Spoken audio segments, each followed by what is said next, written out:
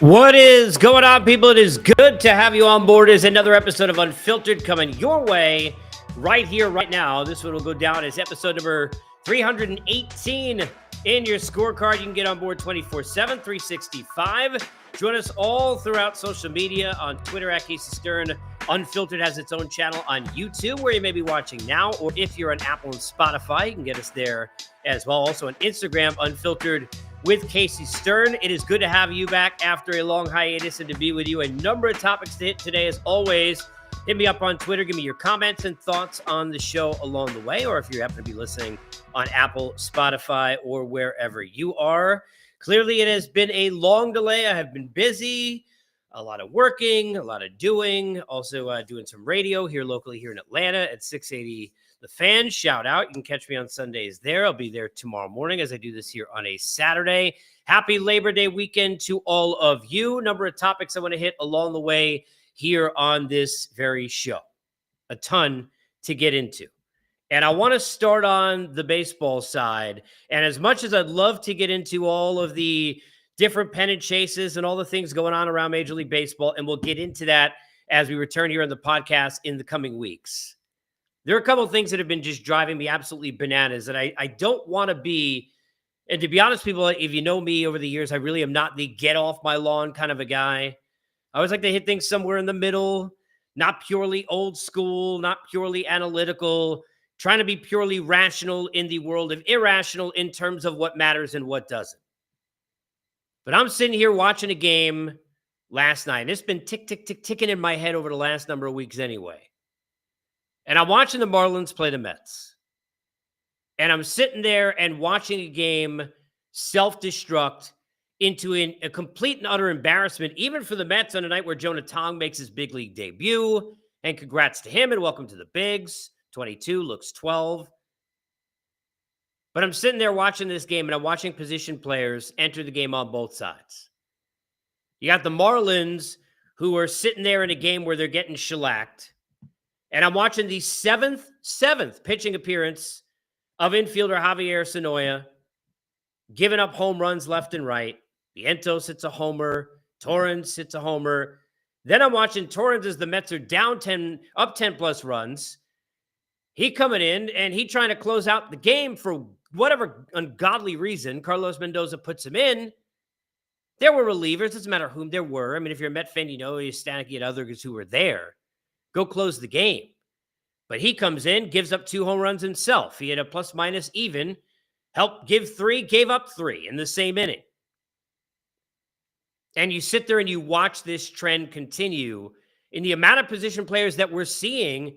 It is ridiculous. And the whole league is, as a whole, I mean, look, I love the game of baseball. It is my passion. It is my spirit animal and has been forever. But we're watching this game, and I'm going to get into this more later here in the podcast, deteriorate in a number of ways from a hitting standpoint, guys not knowing how to play the game. But to sit there and when you've got rosters the way that they are, and you've already got the minor leagues as deep as they are, and we can't get enough players to the big league level where I can't have pitchers pitch, and I got position players in there, and they tried to implement rules years ago where, you either got to be in extra innings or you got to have a lead of 10 runs. And, all these things have not been enough. And I know John Smoltz and others over the last number of months have talked about this. They have got to, when they get into the CBA, figure out a way to eliminate this. I don't know if entirely. I mean, it's already been, it's always been there to some extent. I was at a game many years ago. I remember at Chase Stadium when Matt Franco pitched and the lead was like 15 runs. Okay. Fine. In extenuating circumstances where you don't have enough of a roster, then yes, that is when, and only when, you put a position player into the game. Otherwise, they got no business being there in the first place. Only in 2022 have we ever seen a higher rate of position players on the mound than we have here in 2025. And part of it is because the amount of blowouts. And part of that is because of the amount of bad players that you have in the league. We're going to expand teams. And look, excuse me, I love the idea. We hear from Rob Manfred all the time, the commissioner and others talking about in this league, how can we expand? And I'd love to see, teams in different areas, or go back to Montreal or wherever it might be for you in your city that you're trying to bring a baseball team. And all that's great. But the idea that we're going to expand, yeah, that's great. It brings more money to the game, and it spreads out the wealth in terms of the attention of the game of baseball. But what in the hell is going to happen? We're already at a point where we're an absolute disgrace in the level that we're at in terms of the type of play that you're getting. Rangers won a game 20-3 over the Angels. This is going back now, maybe in the last week, maybe this is 4 or 5 days ago. They get 8 runs off a position player. Get Kyle Schwarber, hits 4 home runs in a game and almost gets a 5th, pops up, and actually felt bad about it because he knew what a chance he had to go hit it off a position player. But what an asterisk that would have been if he became the first to ever do that and get away from what's already a small list of 4 home run games. But we're seeing more of that this year. It's already happened, 3-4 times. We have got to figure out, this game cannot become an utter embarrassment when you get into blowout territory. There has to be some level of competition that is played in the game on both sides. And I'm sitting there, and it just happens to be one game of many in which this has happened over the course of this year that just took place a couple of days ago, where basically the Mets and Marlins just stopped competing. Both teams just completely stopped competing in a baseball game. Can't happen. I mean, you look at the statistics around Major League Baseball right now, and look, again, not to sit here and be dumb guy, because if you don't know who I am, and I cover baseball over 20 years, and this is day one with you and me, let me explain to you, I understand we're not living on batting averages anymore. I get it. Totally get it. So you want to sit there and we could do this on OPS, and we could sit there and do it on base in general, and we could sit there and we could talk about all the hit rates that you want. But if you just look at batting average purely, and you want to talk about a stat that maybe you don't even realize is occurring in the game today, that is just mind-boggling. Went the other day, I'm sitting there with my son, and we're looking at the league leaders. He wanted to see where Soto and Alonso were in home runs. He's a Met kid because he's stuck with me in my life, and it is what it is, my insanity. But he's sitting there, and we come across batting average. And I got to be honest with you. I'm looking at the Mets the whole year and looking at them and understanding that they don't have guys hitting over 300. But I don't think I realized that you literally have 4 players, 4, that qualify with enough at-bats in Major League Baseball here in 2025 that are hitting over 300. As I do this on the 30th of August at 8:30 in the evening on the East time. You got Aaron Judge at 321, Bo Bichette 308, Jeremy Pena 307, Freddie Freeman, even Steven 300, and that is it. Now, I don't want to sit there and be like, when I grew up, it was a thing to only have 4 who hit 300 on your team. The idea that there are 4 in the entire sport is bananas. You have 1 player in the National League hitting 300, and he's right there. I mean, right now as I speak, he could be going 0 for 2 and end up under that 300 mark. Trey Turner, the closest, hitting 298. And I get it is just one stat, but it is a sign and symptomatic of what is going on in this sport, and it is an utter disgrace. It is an absolute disgrace and an embarrassment to the game of baseball. Guys don't know how to hit anymore. I'm sitting there even in the game today. I'm watching, the Mets are losing by 3 runs. Mark Vientos has been red hot. Those who don't follow this team, is what it is. Obviously, so what he did in the postseason last year. He's got 15 home runs this year and 8 of them in the last 13 games. And that's great. That's great. Glad he's red hot. As a Met guy, glad he's red hot. But you're down 3 runs in a 9th inning. He's leading off the inning, and he's swinging at the first pitch instead of taking a strike. Now, I'm the last guy to sit there and tell you that it's okay for me watching hitters in this sport, which I watch all the time, taking cookies down the middle over and over and over again because nobody knows how to hit. The amount of times guys are sitting there and taking fastballs right down the pipe, it is insane. I don't care what the velocity is. It is insane. But when you're down 3 to lead off an inning, you got to be thinking I need a base runner. And what happened? Jeff McNeil was the next batter after Vientos got out, and McNeil ended up walking. Now, I'm not saying that the context of that inning changes if Vientos takes a strike, But it's just an example. And I could talk about this with every game and every team. You're seeing it where you are. Let me know on Twitter at Casey Stern. But I know already. Or in the YouTube comments. But I know. It's a joke. Tired of seeing position players pitch. Tired of seeing guys who don't understand the game, don't understand hitting. I'm sitting here, I help coaching with my son. He's trying to learn the game. My daughter's playing softball. She's trying to learn the rules. And you sit there and you teach kids. And, they're spending every night locked into their favorite teams, watching their favorite athletes have no idea how to play. Now, I'm not saying everybody has to be Tony Gwynn, where, we all know the stat where he faced Randy Johnson, Greg Maddux, Pedro Martinez, Roger Clemens a million times and struck out, like 4? I mean, it's crazy. I'm not saying everybody's got to be that.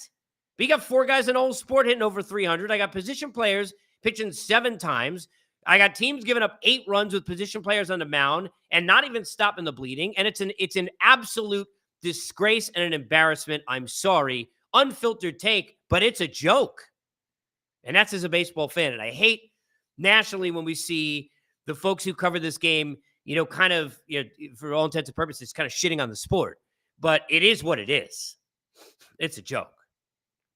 Speaking of a joke, also this week, the Dallas Cowboys and Jerry Jones. And I watched the Netflix doc, and I got to tell you, and I'm a Giant fan, don't like the Cowboys, being totally transparent with you. But I watched it. It was entertaining. I knew most of the story. There were some things I didn't know. I didn't know players love Barry Switzer as much as they did. I didn't realize some of the inner workings of some of the stories behind the scenes, even though I knew what I knew. But we all knew this is all about Jerry Jones and his ego, like everything else has been. We all knew they won a playoff game in 30 years. When you're in a category of ineptitude in a postseason in big games that includes you and the Cleveland Browns, you don't want to be in any category with the Cleveland Browns. That's how the mighty have fallen with the Dallas Cowboys. That is the joke and the level of joke that Cowboys are. It is an absolute disaster. But to see them and Jerry Jones handle this, and you can go through CeeDee Lamb, talk about Dak Prescott. We have seen this year after year after year with Jerry Jones and his, higher, almighty, holier than thou attitude of I am not going to give in to the player. Even in the documentary, you had Emmitt Smith, who was sitting there off an MVP and a rushing title and a Super Bowl, who's holding out because you're not going to pay the guy. This has been going on forever. But the older Jerry Jones gets, reminds me of God bless him, Ralph Kiner, one of the great legend and people of all time. I remember when, he was sitting there, he'd been around a long time, and he knew he was broadcasting too long when he would say the Mets 4 and the Mets 2. Jerry Jones at that state right now as an owner running a football team. And it's a disgrace, and it's fun to make fun of because it's a joke. But what they did with the Micah Parsons situation is it's ghastly. First of all, I feel for Dallas fans, I do, who are fans of the Mavs and fans of, the Cowboys. We have to talk about it. I always think about over the years, you buy jerseys and then all of a sudden those guys are gone. And you think about I don't get to enjoy that guy anymore, right? Because, I went to Modell's and spent $60 and all of a sudden, a week later, he's traded. And we've all seen our heroes. I can go back to the Lenny Dykstras in the 80s for Juan Samuel and many that I've dealt with as a fan, right? Yeah, I got to watch Saquon win a Super Bowl with the Eagles, and that's not his fault. That's the Giants' fault, but it is what it is, right? We all understand that, but what is a Dallas fan like now with the situation with Luka Doncic and with Micah Parsons? 26 years old, a generational talent. And look, I don't use that word lightly. Now, I sat there and grew up watching Lawrence Taylor. I'm not trying to say Micah Parsons is that. But you think about the Lawrence Taylors and the Reggie Whites and the guys who completely changed the game with the impact they have on defense in every play, whether or not they get to the quarterback or not, by the way you have to handle them, the way you have to double team, what it means to the other side of the line, all of that. And he's 26 years old. Everybody getting overpaid, okay? Sorry. But at some point, if you're the Cowboys, this is a guy you can't lose. So you give Dak Prescott all that money, but you're not willing to pay Micah Parsons is crazy. Then the worst part is very similar to, and people are saying, well, you can't compare this with the Mavs deal. And here's where I compare it. Couple things. Number one, it is not about if you're going to trade him, which in both cases, to me, is the fault of the organization letting it get to that point. And in both cases, it should have never gotten to that point. And in both cases, you want to believe that there is a way and a solution to avoid getting to that point, right? But if you're going to do it and you're going to trade the player, you can't trade Luka Doncic for Anthony Davis and etc. You can't trade, no offense, Kenny Clark. You can't trade Micah Parsons for this. And you can't do it a week before the season. And the fact that he's sitting there in the press conference looking like an absolute moron, calling him Michael over and over and over again, which is honestly, it is unbelievably bad theater. That was as embarrassing a presser as you're ever going to see. It was a disaster. I mean, can you imagine being a Cowboy fan? Imagine being a Cowboy player. I get if you don't like the Cowboys. Most of us don't. But imagine being a Cowboy player in that room. You're getting ready for the season. You're prepping. You're on the eve of week 1, and you just found out you lost Micah Parsons. Go get him, guys. And you got Jerry Jones and Brian Schottenheimer selling you on, don't worry, we're a better team. Now we can stop the run? Now we can stop the run. No, we don't have Michael, but now we can stop the run. You moron. I mean, that is ridiculous. That is absurd. The ego is off the charts. And you want to talk about getting in the way. If you're going to make that deal, you can't make that deal a week. But this was going on forever. And you got the situation where Parsons is, was he sleeping? Was he laying down on the training table or whatever during the game? He's sitting there, you're playing the Falcons in a pregame down here, and he's saying to a fan, call me when he says, we want to get you. I mean, it was a disaster. You let that play out, and you let it get to that point, and then you go ahead and you trade that guy because as Jerry Jones admitted, you basically said to him, hey, look, we'll see you in Philly for week 1, and you're going to just play on the contract that you have. Now, I don't know who wins that game of chicken of sitting there whether or not Parsons is going to play or not.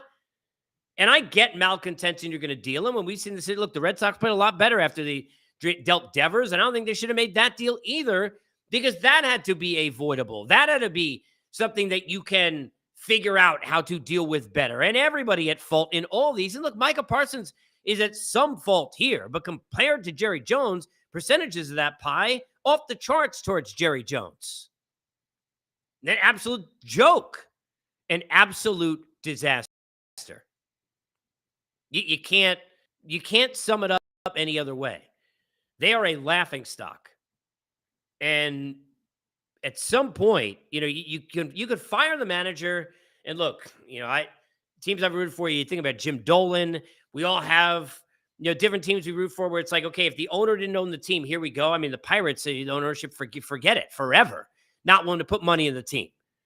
Sitting there and watching the Royals 2014 and 2015 exceed what they usually do to push in a small market because they got a chance to win. You got to push the pedal, right? Cleveland Indians then. I know they're the Guardians now, but they're the Indians then. Go trade, controllable Justice Sheffield and company at the time, a top prospect. Go get Andrew Miller.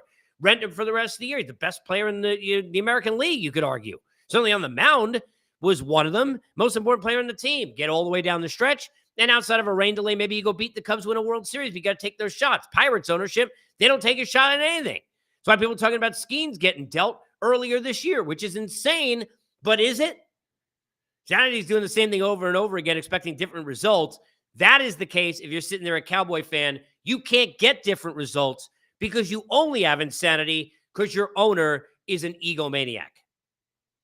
And that is what Jerry Jones is and always has been. So, Cowboy fans, I'm curious. Rough times. I mean, rough scenes. And I get it. I dealt through the Wilpons. I get it. But that is terrible. Speaking of terrible, college football, not in general, but that's not terrible, but gets underway, which is great. First Saturday today. And I'm sitting there and I'm watching the Arch Manning situation. And this is not an easy spot to be in. When you're a Manning and you're a quarterback and you've got the number one team in the country and you come in, you got all those expectations, there is no easy way out, as Robert Tepper said in the great song in Rocky III, I think it was, right? There's no easy way out. There's no shortcut home. I'll stop. But you get it. They're not. But you have got to play better than this kid did in this game. I mean, in the first half, the stats, and I have them somewhere, I think it was like 0 for 7 of throws over 5 yards in the first half of the game. Now, in the fourth quarter, I think he was 4 for 7 with over 100 yards and a TD. So eventually he warmed up. Too little, too late. You get 7 points in a whole game. Not living up to expectations. You lose open. I mean, look, I get it. Credit to Ohio State and their defense. I'm not taking that away from them. But the performance, forget it. And Sarkisian can say all he wants, well, it's the first chapter. But can imagine now the walls closing in and what that must be like. And look, not everybody going to be like the other Mannings. You got people crushing Eli Manning now in his career. Guy won 2 Super Bowls. The pressure's still on him somehow, being elite, right? Whether or not he is or he's a Hall of Famer or not, who cares? He got 2 Super Bowls, 2 Super Bowl MVPs. But imagine what it's like to be Arch. And imagine what it's like to be a Bama fan. Ever since Nick Saban left, you want to talk about, BC before or after? How about BS? Because that's what they've been in the AS, the after Saban. Absolute, Charmin across the board. The way they got destructed in that line in this game, ran for 74 yards against Florida State. First time they lost an opener since 2001. First time they lost an opener against an unranked opponent since 2000. They got completely obliterated at the line of scrimmage.